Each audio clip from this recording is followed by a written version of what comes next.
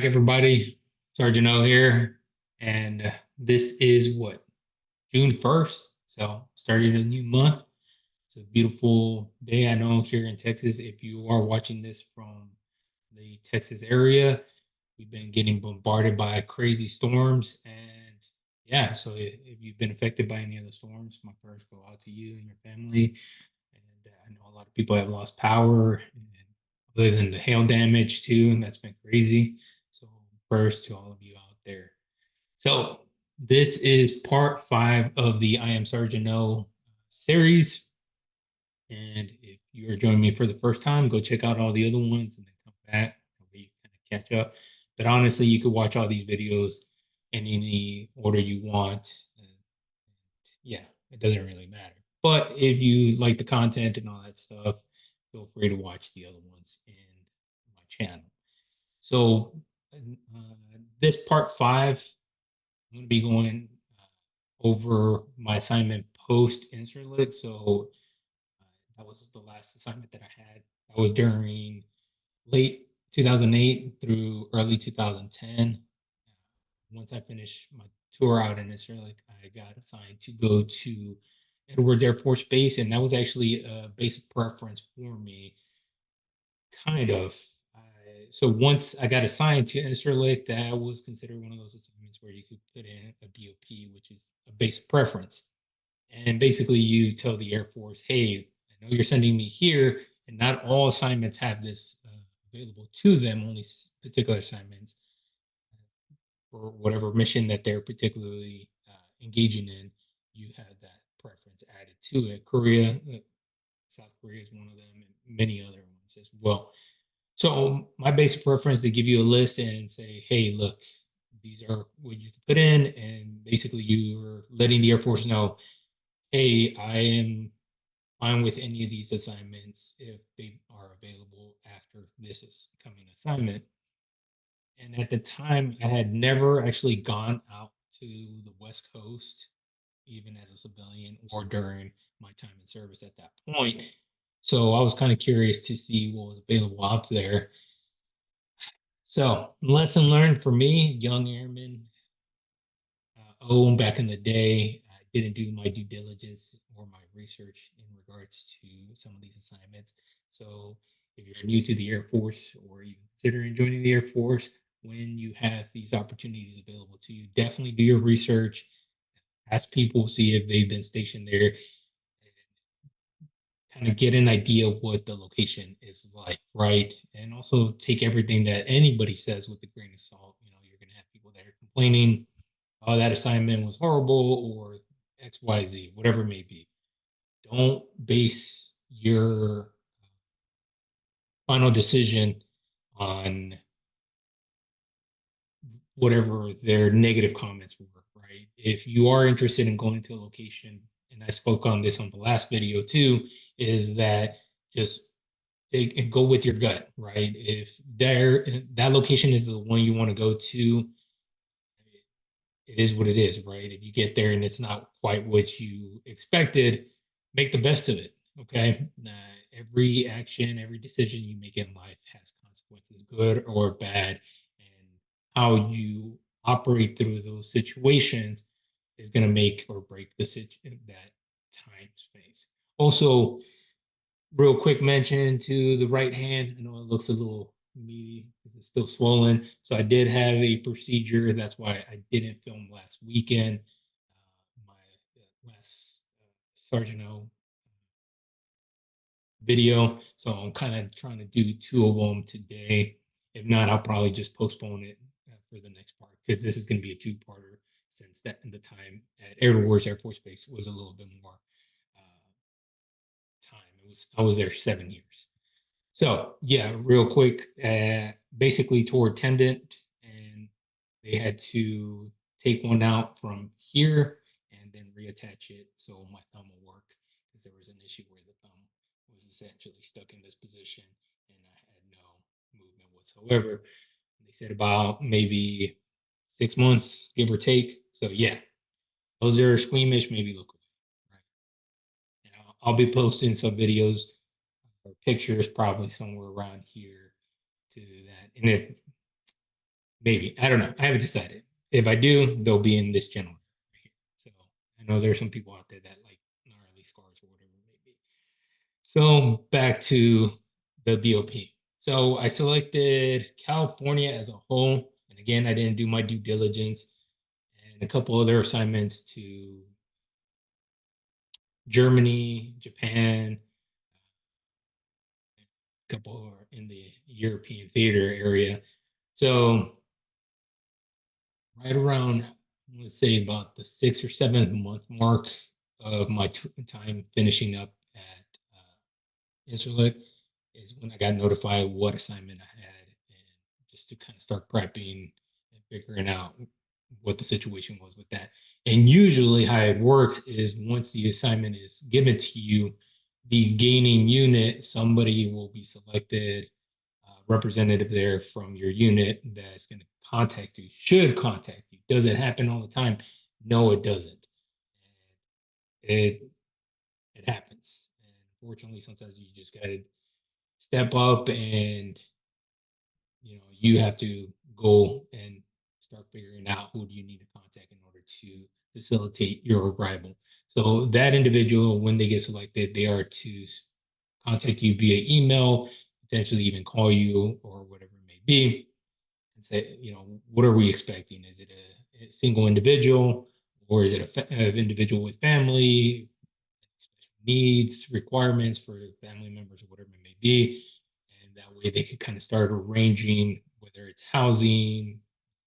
In that case, at the time, I was single, so I was going to be in the dormitories. I was still relatively young airman, and so my opportunity to move off base wasn't quite there yet. At some point, you can move off base with certain time on station and rank. You are allotted that opportunity. Or if you get married and have families, you can move out of the dormitories. Don't do it just to move out of the dormitories, right? I met a lot of airmen along the way, even when I supervised myself, some of my younger airmen. They definitely took it upon themselves just to get married. They made arrangements with other airmen or some civilian to say, hey, get married, move off. You make a little bit of extra money because you do get allotted for a housing allowance.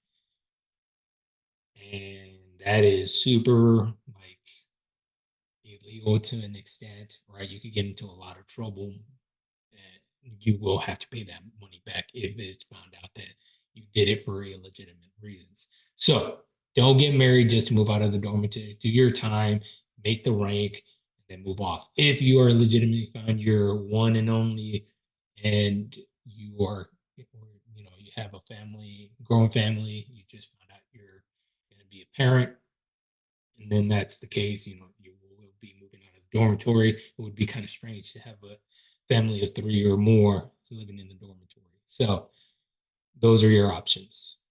The side note. Okay, so with the individual that contacts you again, they make those arrangements and they get you set up dormitory, kind of give you all the contacts of the leadership, the first sergeant, potentially your supervisor, if they already figured out who that is, what flight you're going, whatever it may be. That way they can start making those connections. You can reach out to them and kind of get an idea of what to expect.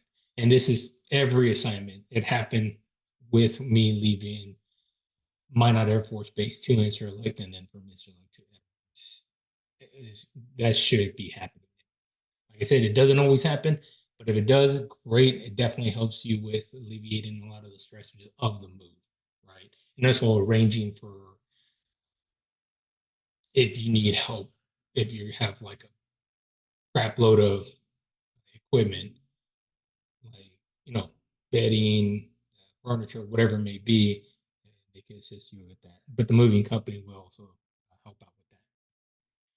So I ended up going to Edwards Air Force Base. And if anybody knows anything about Edwards, it's in the middle of the Mojave Desert. It covers a lot of airspace and surface area. Edwards is a very unique base. Either you love it or you hate it. And it's in California too. So Initially, when I got there, I was very amped up just to check out the West Coast, kind of see what California was about. I had a lot of friends that I've met in basic training and through my time in mine and so forth that worked from California, from specific areas from LA and all in those southern parts of California. So shout out to all my buddies from California. And but after an extensive time there, it definitely just I was like, I'm done here. It definitely, I got burned out. 7 years is a long time in an assignment. Ideally, 4 years is kind of when you want to start moving to the next location. And you don't have any control of that. It kind of comes with rotation.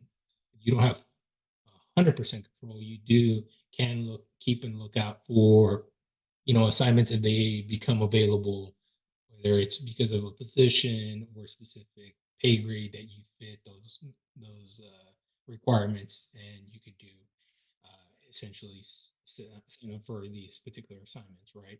Or even TDYs, which are temporary duty assignments, and or deployment, so forth and so on. So I got there early, say it was like March of 2010. I took leave en route, which was vacation. Came back to Texas. I made some arrangements to buy a new vehicle because while I was in instrument, I didn't need a vehicle out there. Everything was within walking distance on base, and off base you couldn't really drive unless you had a license to be authorized there, and then getting imported a vehicle there was too much of a hassle. And even buying a vehicle there and then importing it to the States was like a lot of paperwork. It's something that I wasn't really interested in. So I rented a lot of vehicles while I was there, and it was relatively cheap. So yeah, I came back to Texas, met up with family, kind of just connecting with everybody, and everybody's fun out figuring out what everybody was up to since I went overseas. At this point, I'm about 3.5 years in, give or take, 3 years in service. And then I headed off to California. I drove there, bought a brand new car at the time, and I decided to drive there. It was like almost 22-hour drive. And me being me, I decided to drive all 22 hours straight. Don't recall what time I left Texas. But if you ever been to Texas, if you're from Texas, you know that it takes even a full day, or it feels at least like that to get out of Texas. A full day, you could be driving all day and still be in Texas. It's ridiculous how big the state is, but I love it, right? So I ended up driving to California. I made it there around like 2 or 3 in the morning. It was still dark when I got there. Came in through, I believe it was the South Gate. When I first got there, I get to the gate. There's a young airman that comes out, and I'm like, "Hey, where is lodging?" And you could tell he was relatively new to the Air Force. Just got there. He didn't understand what I was asking. He was essentially he was like, "What are you talking about? What is it lodging?" I'm like, "The hotel." Like, oh, he's like, "All right, cool. I just need directions to the hotel." And he like straight up just said, he pointed down the road. And he's like, "All right, you go down this road for about 11 miles, and I'm at the gate, which is an entry point to the base." And it was just like crazy. That's when it still hadn't hit me how big this base was, and it was night, so I couldn't really see a lot. And it was dark from that gate point moving on. And he was just like, "Yeah, drive 11 miles. You're gonna hit a fork, then you're gonna follow that for I think it was like another maybe quarter mile or so. Then it's going to veer off. You're going to see the rest of the housing complex, so forth and so on." So I had to drive like almost 12 miles in from the entry point, just from that point. The other one was a lot further in, or further out, I should say. So I'm just kind of baffled at that point. He's like, "Are you serious?" He's like, "Yeah, just drive. You'll see the fork and go from there." And I started driving, started looked sketchy as all heck. Drove in, took me a minute to get to the base, and like, yeah, it was exactly that, almost 12 miles just from that entry point. I get it to the main area of the base where basically the housing complex and all the other structures are at, and I still didn't find lodging. It was kind of in a weird position. I ended up running into one of the patrols that night, flagged them down. Hey man, I'm new here, trying to figure out where the hotel is. I ended up following him. He took me there. I signed in, and kind of real quick, I did forget to mention. So nobody actually contacted me. I told you sometimes it doesn't happen. So I didn't have a point of contact arriving there. I just kind of made my way when I first arrived. And so I ended up checking into the hotel. The next morning, I woke up early in the morning. It was Thursday morning, I believe, Thursday or Friday. Called up the security forces squadron, got in touch with the first sergeant, and I was just like, "Hey, sir, this is Airman O, or Iwella, and I'm new here. I have no idea where the squadron is. I have no idea where y'all want me to go." And he was like, "Are you serious?" And he started getting mad, and I thought I did something wrong, but he was pretty upset because the POC that was assigned to contact me and get that situated didn't do their job. So somebody got in trouble. 20 minutes later, somebody shows up at my hotel room. They end up escorting me to the squadron. I end process, get that situated, get assigned to my flight, and then they gave me reporting instructions for when to show up for my official day one work day. So, like I said, in Edwards, I was there 7 years. I ended up linking up with my now ex-wife at that time, and we ended up having my two kids while I was there. My son Gabriel, my daughter Penny. While my time there, I was deploying a lot. I definitely kind of leaned into more into my job a little bit more. I enjoyed the flight that I had. Not so much at the time. Senior leadership, there was a lot of dirty things going on. I'm not gonna air out any specifics, but a lot of stuff happened. People got fired, and it happens. Whether it's civilian, military, doesn't matter. People are people. Humans are imperfect, and they make mistakes. And there's some mistakes are inexcusable. That's the correct word. I believe that's the correct word. So we ended up finally getting some leadership there that had a good head on their shoulder. It was awesome. The morale definitely went up. People got along. Things were moving. We were as a unit. We were getting awards. People were like being prosperous. Right. It was awesome. And I deployed there. I ended up deploying 3 times out of that location, all to the Middle East, and to some of my fellow veterans and active members that are in. They don't consider it deployments. Some of these locations, they're more vacation. If you talk to anybody, LUD, UAE, these locations are technically deployments. On paper, there are deployments. You're in the Middle East, you are in these locations out there. But they do have a lot of amenities. And by when I say amenities, like they had full full structured gyms, no tents. Again, we're the Air Force, so of course we're spoiled comparatively to our sister branches. So, yeah, we had the full gyms, we had pools, we had a movie theater,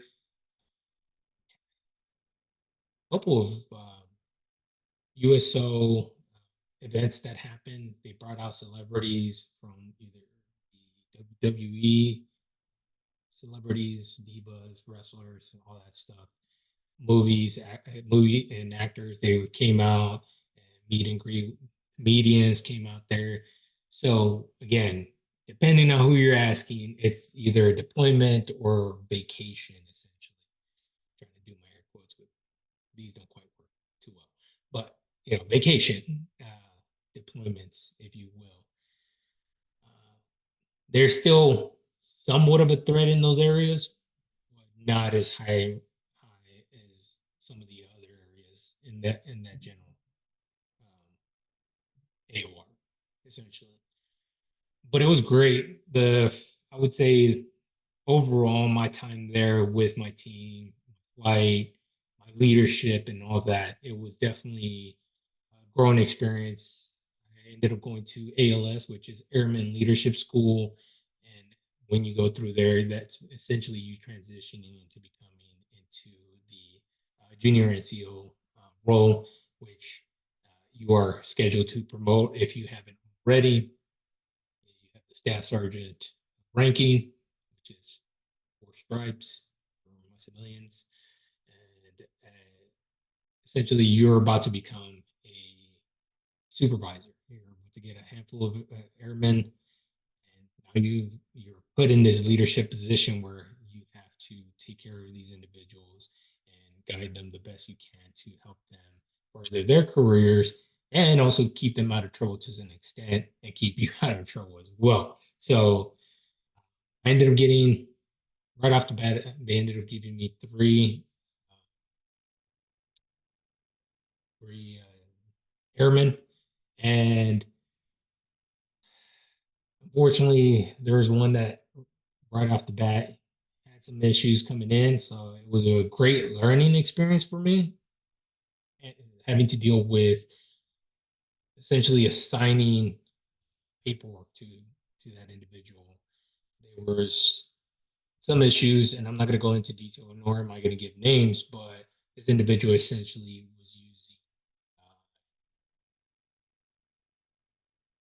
improperly using government funds, and there was disciplinary action that needed to come down. So, what better way to learn than give it to a young supervisor, and from there? And again, I do appreciate the opportunity that I was given to be in that position. I was only 20. Yeah, I was 21 at the time, 20 or 21 at the time. And this individual was slightly older than I was. So in the military too, you're going to run into that issue where if you do really well as you're promoting and you promote quickly, you're going to be in a position where your age don't conflict your age with your position and your ranking where you're at, right? You could be a young 20-year-old that supervises people that are 5 to 10 years older than you, and that's because based on the ranking, right? And it's also based off that you're showing the Air Force and your senior leadership that you are ready for those type of responsibilities. So you are put in that position until you are deemed, what's the word I'm looking for, incompetent to hold that position, right? And there can be some conflicts, right? Because you're, as a younger individual, having to lead somebody that's older that has years on you. It can be an ego thing. Well, I'm older than you, so I have more experience. You may have more life experience, but you don't have experience when it comes to the military in some situations, right? We have individuals that come in into the Air Force that the cutoff age right now, I believe it's, and I'll fact check this later, but I believe it's 40 right now, and you have to be in before you turn 40, essentially. So, if you're starting your career now, even a young airman that just came in 4 or 5 years ago could be in that position of a staff sergeant. And that can potentially happen, especially again, individuals can promote if they do really well. There is the senior airman below the zone program, which allows airmen that have never been in trouble before and to promote to senior airman 6 months ahead of schedule. And there's a series of things that happen. You have to meet a board, questions are asked, stuff like that. And depending on how you do, they will essentially vote for you to be promoted early. And then there's also the promotion testing, which is from staff sergeant and on up to technical sergeant, right? And those you have to meet time, and for each rank has a time period that you have to meet before you're eligible to promote to the next rank. And if you test well, you make it on the first time, you could literally be a senior NCO in under 10 years. So it is completely possible. And if you're good at studying, you keep your head down, keep your head in the books, that is completely possible, right? And being in that position too, just because you promote well, that doesn't mean you always have the leadership qualities. So while you're doing that, and if that is something that you are wanting, definitely take the time to have good mentors in your circle to uh, help you grow those leadership qualities, help you be able to mentor the next generation of airmen that come behind you, right? Or even those that came with you. Take the time with your mentors and get that guidance. Seek out all kinds of mentorship. Identify who are the best ones to be mentored by and take notes from those that have bad qualities that you don't want to emulate, so you don't bring that into the environment and create that vicious cycle of toxic leadership, which does exist, unfortunately. So, uh, where was I? Yes. So I ended up getting assigned a couple air troops. Got one of them had to. We had to give some paperwork. Almost ended up getting kicked out, but after some review and deliberation with the first sergeant and the commander and everything, me having to sit there and essentially fight for my troop that I just got assigned. And we sat down and talked with the troop as well to make sure that we got the stories straight and got every angle of the story to make sure that we were doing the whole situation justice. We ended up keeping the troop, got some documentation in their record, which can be removed at some point. But so to my younger airmen, if you are watching this, understand that just because you do have paperwork, it's not a complete career ender. Take it from somebody that has an Article 15 in their record. It's not a complete, like, you are done, right? The only one that dictates that is yourself, how you move forward past that. And I did get in my slum when I got my paperwork, and I did mention it in my previous videos as well. But take the punches. You made a decision that got you into that position, whether it was being around certain people or you did something directly that got you into that position. Own it, move past it if this is something that you still want to continue. And those that are coming into the Air Force, where if you're even considering it, we're just watching this for fun. Anytime you make a decision, own whatever happens, good or bad, own it.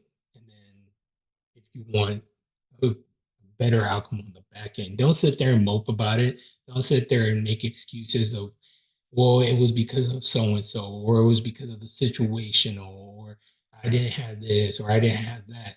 It's still on you. At the end of the day, you make your own decisions. Nobody's putting a gun to your head and telling you what to do. All right. So own your own stuff. Plain and simple. Um, so I got my troops, got them for a while, got assigned another deployment. Like I said, I had 3 deployments while I was there, and it was fun. I enjoyed being a supervisor. I tried to lead my team the best I could. Could I have done things better? For sure. Did I do my best? Absolutely. And if you are a former troop of mine and you're watching this, tell me a little bit about your experience. Did I do the best I can at the time? Do you believe I did the best for you at that time? And if not, fair enough, right? But definitely, if you're watching this, comment down below. And yeah, I'll respond the best I can. I'm not. I don't shy away from anybody commenting whatever. All right, just keep it respectful, no foul language.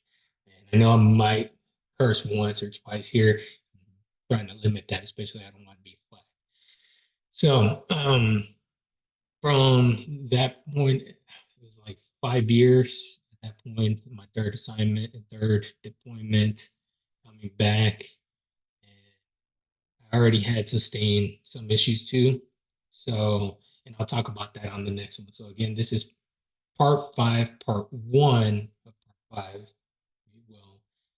touch more on the other stuff moving forward, and then it should be caught up to present time. But if you're enjoying this content, again, hit the like. If you don't dislike it, it's okay. It's not gonna hurt my feelings. And if you're interested in any questions in regards to the Air Force, I am in recruiting at the moment, and I can give you some information, maybe point you in the right direction if you haven't found, where you want to go. And yeah, I'm open to any questions. Feel free. Again, thank you if you've lasted this long in the video. I appreciate y'all for showing up and liking my stuff and listening. Again, if you take away anything, great. I'm just making this more of a kind of like a journal, blog, if you will. And hopefully there's some helpful information through my stories that will either inspire you or give you just information in making a decision where to take your life. So, thank you again, and I'll see you on the next one. Take care.